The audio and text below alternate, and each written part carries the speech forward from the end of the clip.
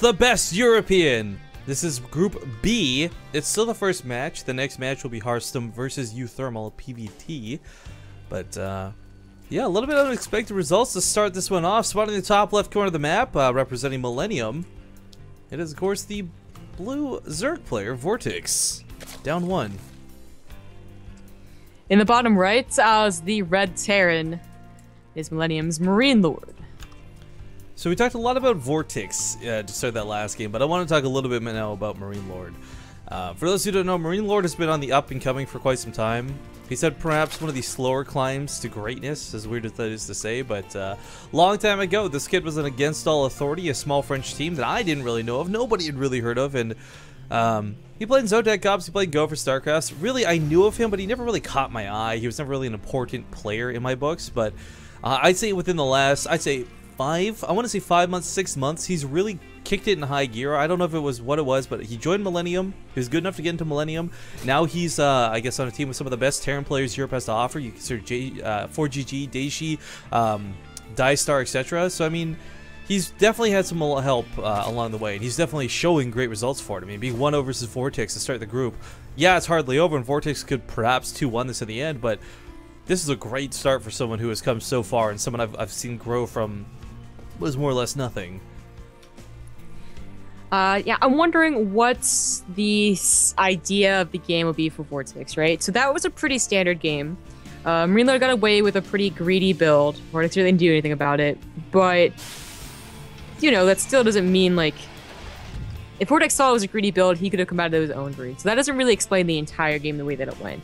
Does Vortix maybe think, like, maybe I gotta add some aggression in here because Marinelord is actually gonna win maybe if I don't do that? Should I focus more on counterattacks, you know, abuse King Sejong Station as it is, because it's a very counterattack heavy style for Zergs, you know. Curious being one who highlights that so well with his Muta backstabs and his Link counterattacks in this map. Or does he just say, like, okay, I know where I went wrong, I didn't have enough feelings at this one point, no big deal, I can take one on the macro game again. Yeah, it's really hard because, I mean, you could have pointed out where you're like, oh, surprisingly, he's just ahead out of nowhere. But the reality is, like, it was that one good attack that really just got ahead from there.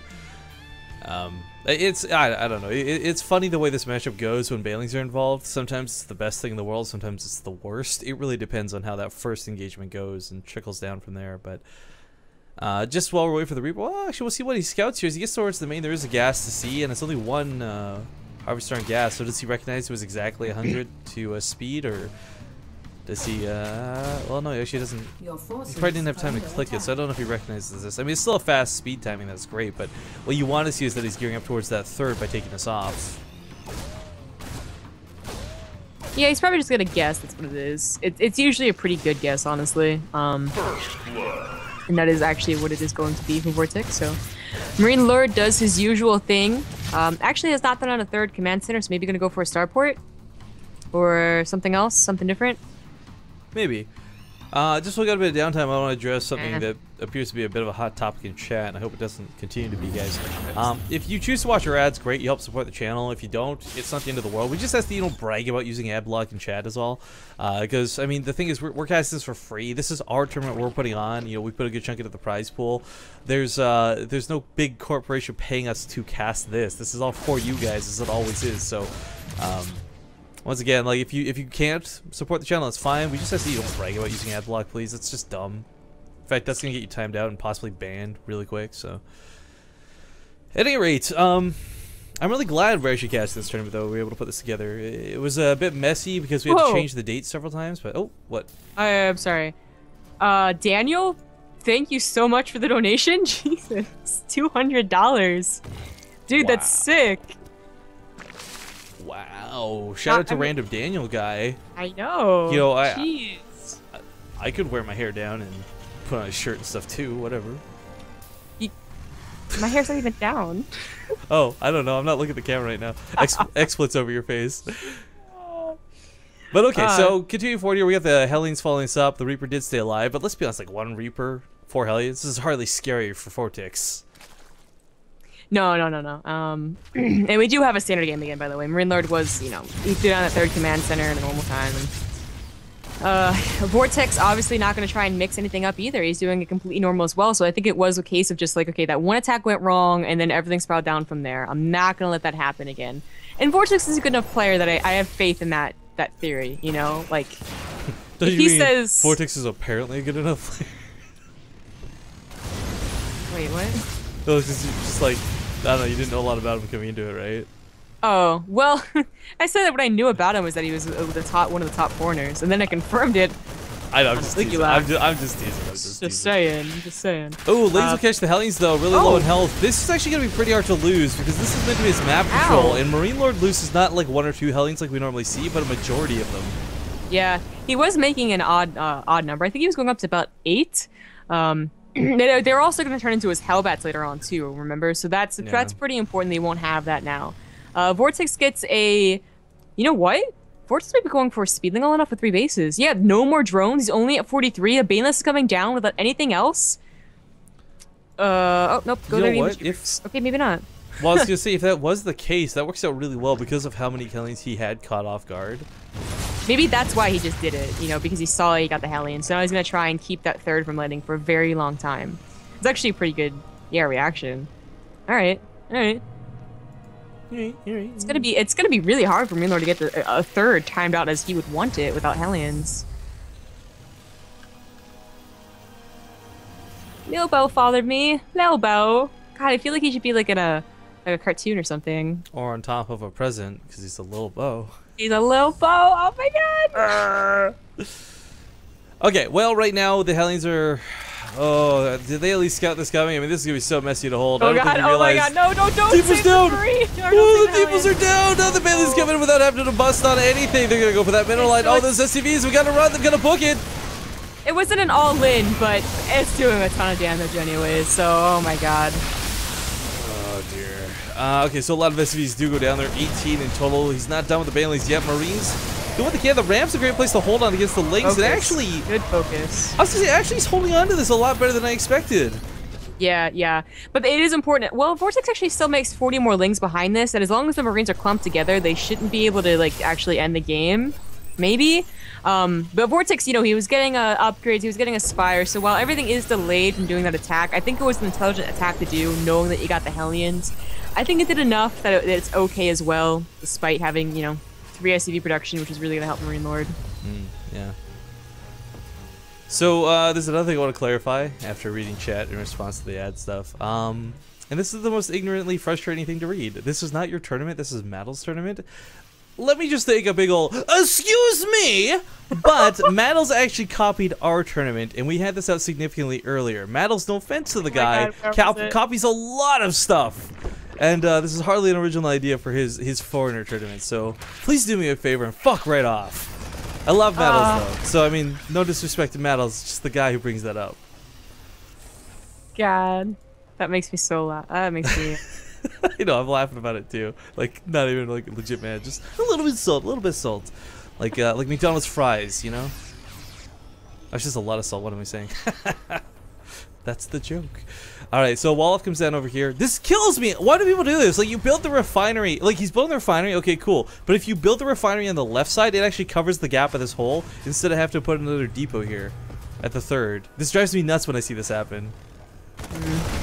Oh, Lings actually dart by. Deepos are all down all over the place. Larissa, oh, he's the ones in the natural. Not too bad. Loses some SCVs in the main. So far, 22 SCVs have been 23 SCVs have been killed. Excuse me. Yo, it's the scary thing too on top of this. I mean, the numbers left at this point, 72 workers to 48. I mean, this many drones on 3 bases is right where Vortix wants to be. Yeah, it is he definitely is in a better position last time. You know, he did add on some of that aggression. You know, he's not facing Marinelord on a straight-up game. He added that in, and now he's in a really good position. Marinelord, though, 3cc production.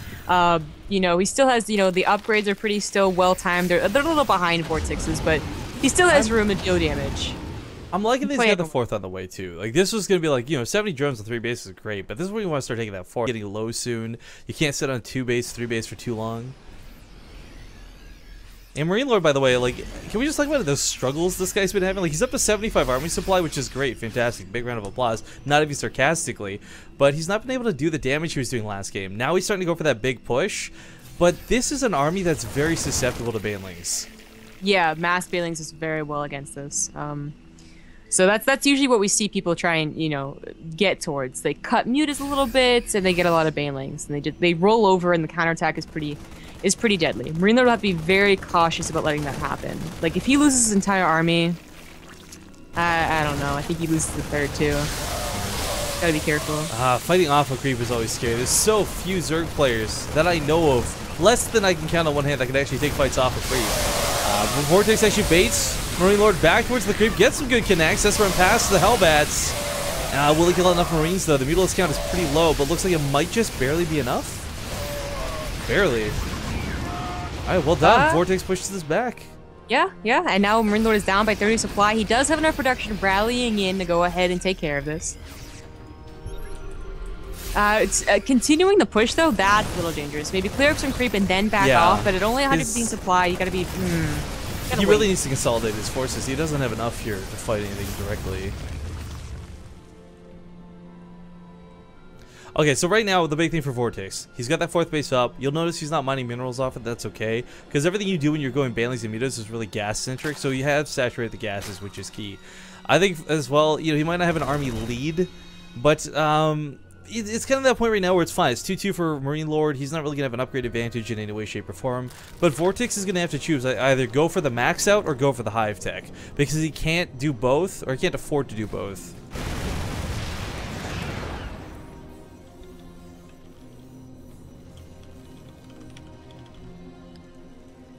Marinelord might have his best bet might be going ahead and getting a 4th right now. Defending up for a very long time, waiting until he's at 180 or 200 before ever pushing out again, which does give Vortix a lot of time. Obviously, he gets a hive, deal a lot of damage with the mutas, stuff like that. But it's just pushing off again and getting swamped because Vortix was in such a good position. It's always going to be difficult. Now he has a Thor, which is obviously going to really help. Does auto attack those mutas.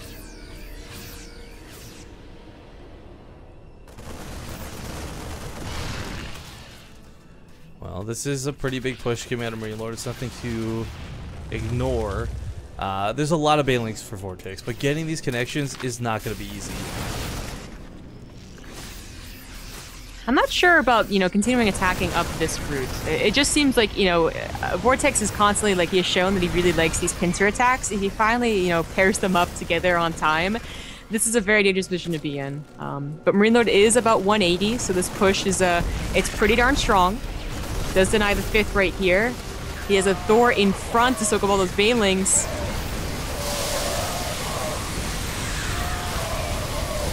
Pushes through, he's getting some good connections off of creep, no less. The Zergling's coming through to carry this, and let's not forget the Mutalisk doing great on top of it.